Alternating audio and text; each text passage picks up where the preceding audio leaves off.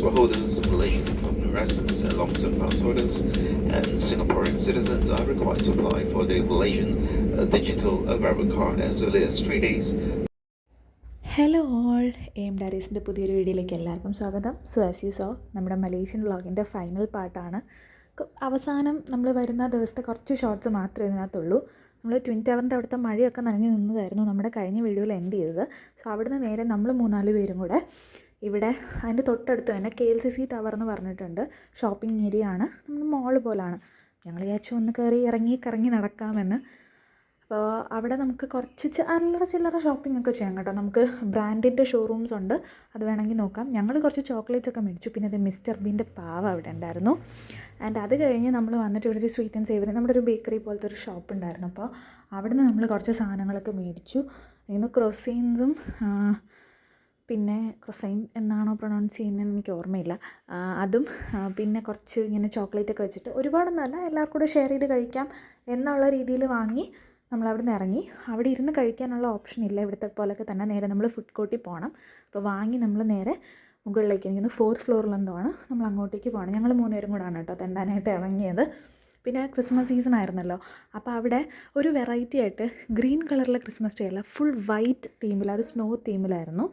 അവിടെ നിന്നെല്ലാം അടിച്ചൊക്കെ പൊളിച്ചിട്ട് നമ്മൾ ഇറങ്ങി ഒരു നൈറ്റ് വാക്കിന് പോയി. ഇവിടെ വന്ന് എല്ലാ ദിവസവും രാത്രി നമ്മൾ കറങ്ങാൻ ഇറങ്ങിയിട്ടുണ്ട്. അവിടുത്തെ സ്ട്രീറ്റ്സിലൂടെയൊക്കെ നടന്ന് ചായക്ക് കുടിക്കാനും അങ്ങനെ അവിടുത്തെ ചെറിയ ചെറിയ ഫുഡ് സ്പോട്ട്സിലൊക്കെ നമ്മൾ പോയിട്ടുണ്ടായിരുന്നു. ആൻഡ് നമ്മൾ അന്ന് രാത്രി അവിടുന്ന് കുറേ കറങ്ങിയിരിക്കുന്നു. ഒരു 1:30-2 മണിക്കോ എന്നാണ് തിരിച്ച് റൂമിൽ കയറിയത്. ആൻഡ് നെക്സ്റ്റ് ഡേ ഇതായിരുന്നു എൻ്റെ ഔട്ട്ഫിറ്റ്. നമ്മളിവിടുന്ന് നേരെ ഷോപ്പിംഗ് ആണ്. ഷോപ്പിംഗ് കഴിഞ്ഞിട്ട് നമുക്ക് എയർപോർട്ടിലേക്ക് പോകണം. അപ്പോൾ രാവിലെ നമ്മൾ ഇറങ്ങിയിട്ട് നമ്മുടെ വഴിയുടെ അവിടെ തന്നെ കുറച്ച് ചെറിയ ചെറിയ നമ്മുടെ ഈ ടൂറിസ്റ്റ് ഡെസ്റ്റിനേഷൻസിലൊക്കെ ഉള്ള പോലത്തെ കുഞ്ഞു കുഞ്ഞു ഷോപ്സ് ഉണ്ടായിരുന്നു. അവിടെയൊക്കെ പോയി. അത് കഴിഞ്ഞിട്ട് നമ്മുടെ ഹോട്ടലിൻ്റെ താഴെ തന്നെ ഒരു ഡിപ്പാർട്ട്മെൻറ്റൽ സ്റ്റോർ ഉണ്ട്, ഹനീഫ സ്റ്റോർ. അവിടുന്ന് ചോക്ലേറ്റ്സൊക്കെ അത്യാവശ്യം നമുക്ക് വിലക്കുറവിലൊക്കെ വാങ്ങാൻ പറ്റും ചോക്ലേറ്റ്സ്. പിന്നെ അതുപോലെ പെർഫ്യൂംസ്, ടോയ്ലറ്റ്രീസ്, അങ്ങനെയുള്ള സാധനങ്ങളെല്ലാം. ഞാൻ കുറച്ച് ചോക്ലേറ്റ്സ് വാങ്ങാനാണ് പോയത്. ചോക്ലേറ്റ്സ് വാങ്ങി തിരിച്ചു വന്നു, റൂമിനോട് ബൈ പറഞ്ഞു. ആൻഡ് നമ്മൾ എയർപോർട്ടിലേക്ക് പോയി. ദെൻ പിന്നെ നമ്മൾ ഫ്ലൈറ്റ് ബോർഡ് ചെയ്തു. ഫ്ലൈറ്റ് ഏകദേശം 1.5 മണിക്കൂർ ഡിലേ ആയിരുന്നു. 10 മണിക്ക് എന്തോ ആയിരുന്നു നമ്മുടെ ഫ്ലൈറ്റ് എന്ന് എനിക്ക് തോന്നുന്നു. പക്ഷെ 11:30 അങ്ങാണ്ടാണ് വന്നത്. അപ്പം നമ്മുടെ ന്യൂ ഇയർ ആകാശത്തായിരുന്നു. എയറിലെ ന്യൂ ഇയർ ആയിരുന്നു ഈ വർഷം. അതുകൊണ്ട് ഈ സമയം, അതായത് നമ്മുടെ ടൈം 2 മണി എന്തോ ആയി. അത് അവിടുത്തെ ടൈമാണ് കേട്ടോ, മലേഷ്യൻ ടൈമാണ് വാച്ചിലുള്ളത്. അപ്പോൾ ഇവിടെ എനിക്കൊന്ന് 1 മണിയോ 12:30 അങ്ങനെ എന്തോ ആണ്.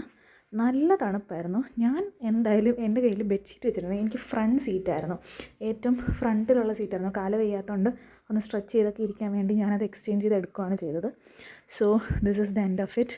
A beautiful journey, my second international trip. ഭയങ്കര ഹാപ്പി ആയിരുന്നു. നമ്മുടെ ഒരു ടീമിൻ്റെ കൂടെ ഭയങ്കര അടിച്ചു പൊളിച്ചിട്ടാണ് നമ്മൾ പോയതും വന്നതും ഒക്കെ. ആൻഡ് നമ്മുടെ ട്രാവൽ പാർട്ട്നർ സാരഥി ഹോളിഡേയ്സ് സ്പെഷ്യൽ മെൻഷനാണ്.